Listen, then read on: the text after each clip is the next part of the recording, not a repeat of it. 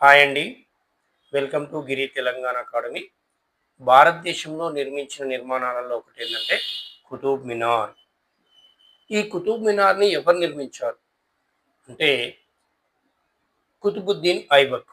అసలు ఈ కుతుబుద్దీన్ ఐబక్ ఎవరని మనం ఒకసారి చూస్తే, ఈయన మహమ్మద్ గోరీతో పాటు వచ్చినటువంటి ఒక టర్కీ ప్రాంతానికి చెందినటువంటి ఒక బానిస. టర్కీ ప్రాంతానికి చెందిన ఒక బానిస మహమ్మద్ గోరీతో పాటు సైన్యాధిపతిగా అంటే ఒక సైనికునిగా భారతదేశానికి రావడం అనేది జరిగింది. తర్వాత మహమ్మద్ గోరీ ఈ భారతదేశం యొక్క పాలనని ఇతన్ని గవర్నర్గా నియమించడం అనేది జరిగింది. అయితే మహమ్మద్ గోరీ మరణానంతరం కుతుబుద్దీన్ ఐబకు లాహోర్ని రాజధానిగా చేసుకొని భారతదేశాన్ని పరిపాలించినాడు 1206లో. ఓకే, క్లియర్, అర్థమైంది కదా.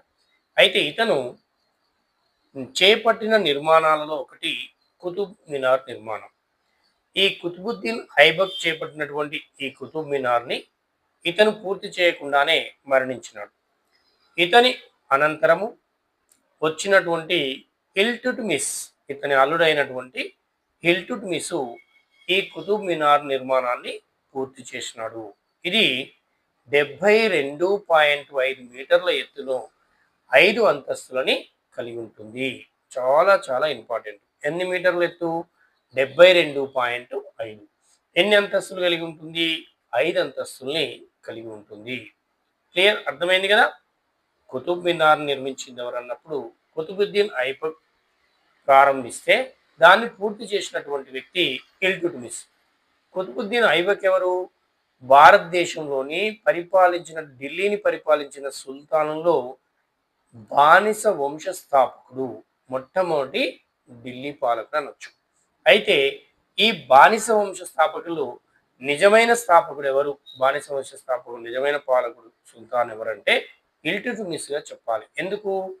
కుతుబుద్దీన్ ఐబకు లాహోర్ని రాజధానిగా చేసుకొని పరిపాలన చేశాడు, కానీ అతను ఢిల్లీ సుల్తానే, కానీ నిజమైన వాడు ఎవరంటే ఇల్టుట్మిస్. ఎలా చెప్తున్నాం?